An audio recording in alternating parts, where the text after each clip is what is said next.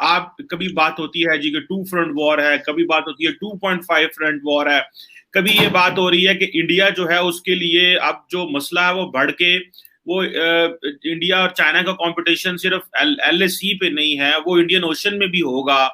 तो आप कैसे देखते हैं ये एक साल के अंदर क्या तब्दीलियां आई इस खित्ते के अंदर? पाकिस्तान तो बिल्कुल खामोश रहा जब इंडिया और चाइना के मामलात रहे, क्योंकि ये आपका एक बायलैटरल था, लेकिन फिर भी हमने खामोशी इख्तियार की। आप कैसे समझते हैं ये एक साल किस तरह का गुजरा? आपकी नेशन का मोराल नीचे गया कि ऊपर गया? किस तरह चीजें डेवलप हुई पिछले एक साल में? कमर चीमा साहब, आपके जैसे आदमी के एंकर के शो पर आना एक बहुत बड़ी जिम्मेदारी हो जाती है हमारे ऊपर, क्योंकि एक तो पहली बात हमें ये नहीं पता होता आप किस पर बात करेंगे, क्योंकि आप पहले से क्वेश्चनेयर तो भेजते नहीं है। दूसरी तरफ हमें हमारे यहाँ पर ये एक ट्रेंड सा बन गया है कि अगर पाकिस्तान का कोई एंकर सवाल कर रहा है तो पहली बात उस सवाल के पीछे का निशाना जरूर ढूंढो। ये हमारे यहाँ भी एक प्रॉब्लम है कि आप अगर सही बात भी कर रहे होंगे तो भी हम ढूंढेंगे कि कमर चीमा साहब ने पूछा है आपका नाम क्या है। अब कमर चीमा साहब इसके पीछे क्या पूछ रहे हैं वो हम ढूंढना शुरू करें। आपने हमें दोस्त कहा, आज बड़ा अच्छा लगा। आज तक आपके साथ हमें शो करते हुए 1 साल हो गए। आज आपने पहली बार दोस्त कहा तो इसलिए घबराहट हो रही है, इसके पीछे क्या है? और उसके पीछे जो है वो दिख रहा है अब मुझे। आपने बहुत बढ़िया बात कर दी कि कैसे इंडिया प्रिपेयर कर रहा है, बड़े पैमाने पर गार्ड अप है या डाउन है, 2 या 2.5 फ्रंट की वॉर है या नहीं है, इंडियन ओशन में चाइना कुछ करेगा या नहीं, और वैसे भी आप इसे ट्रीट करते हैं बायलैटरल मामला है। एक दोस्ती के नाते मैं आपसे ये जरूर जानना चाहूंगा, क्या आपको लगता है इंडिया या इंडिया का कोई भी स्पीकर आंसरेबल है आपको या आपके देश को इन सारी चीजों का जवाब देने के लिए? अगर आपने मुझसे यह सवाल आज पूछा, या मैं बोलता हूं आप पूछिए मुझसे कि इस सब में पाकिस्तान के लिए क्या लेसन है, तब तो मुझे समझ में आती है कि पाकिस्तान का कंसर्न है। दूसरा, अगर आप मेरे से यह पूछ लें कि इंडिया जो है किस तरीके से चाइना को मात दे रहा है और पाकिस्तान को सपोर्ट करेगा, तो भी मेरे समझ में आता है कि मैं आपको ये सारे जवाब दूं। I find it very difficult, illogical. Is the Indian media or Indian representative answerable to Pakistan, or for that matter Pakistan anchors? Why? But yes, मैं समझ सकता हूं डिप्लोमेसी क्या होती है, डिप्लोमेसी की छोटे मोटे लेसन्स मुझे भी समझ आते हैं। ज्यादा बड़ी बात यह है कि अगर मुझे आपके देश में और मेरे देश में आपके प्रोग्राम को अगर हिट करना हो तो मेरा सबसे पहला जवाब होना चाहिए कि भाई साहब, चीन का तो हमने कर दिया, अब पाकिस्तान की बारी है, अब पाकिस्तान के छित्तर पड़ेंगे वगैरह वगैरह।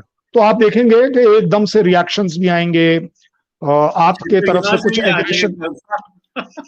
एग्रेशन भी आएगा, सब कुछ आएगा। लेकिन मेरी सोच, हाँ, लेकिन फिर भी मेरी सोच है कि अगर कमर चीमा साहब के शो में जाएंगे तो कुछ अच्छी बात करेंगे, कुछ इंटेलेक्चुअल लेवल पर बात करेंगे, कुछ कंस्ट्रक्टिव लेवल पर बात करेंगे। सो मुझे लगता है शायद मुझे भी आपकी तरह पाकिस्तान को पीछे छोड़ देना चाहिए, because as such in terms of any kind of conflict हम पाकिस्तान को अपना कभी भी एडवर्सरी समझते नहीं है।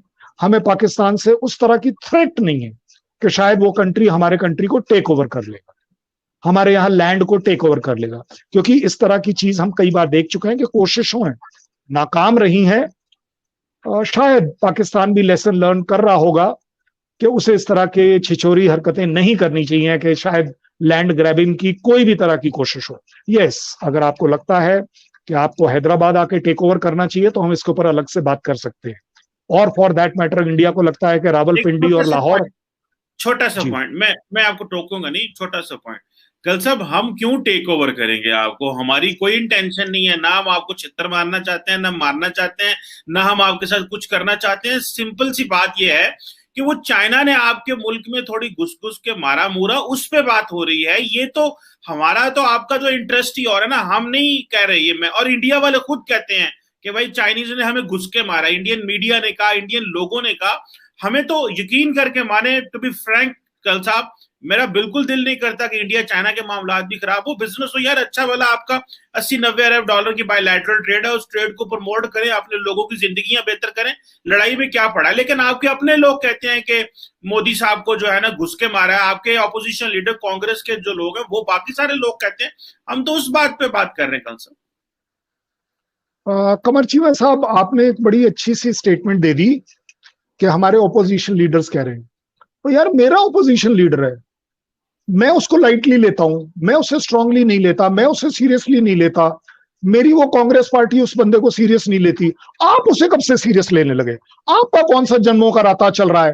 कौन सा ऐसा पाकिस्तान का उनका कनेक्शन है जिसको कि आप ऑनर करने के लिए तैयार हो, उसकी पार्टी करने को तैयार नहीं है? वो प्रेसिडेंट होने के लायक नहीं हो समझ रहा अपने आप को। वो अपने आप को बोलता है कि जी मैं कुछ भी कर लो, मैं अपनी पार्टी का प्रेसिडेंट नहीं बनूंगा, मैं सिर्फ पार्टी फंड में से पैसे खर्च करके बाहर जाया करूंगा, आया करूंगा। कमर चीमा से कब से वो मिल लिया? पाकिस्तान में उसकी क्या कनेक्टिविटी हो गई?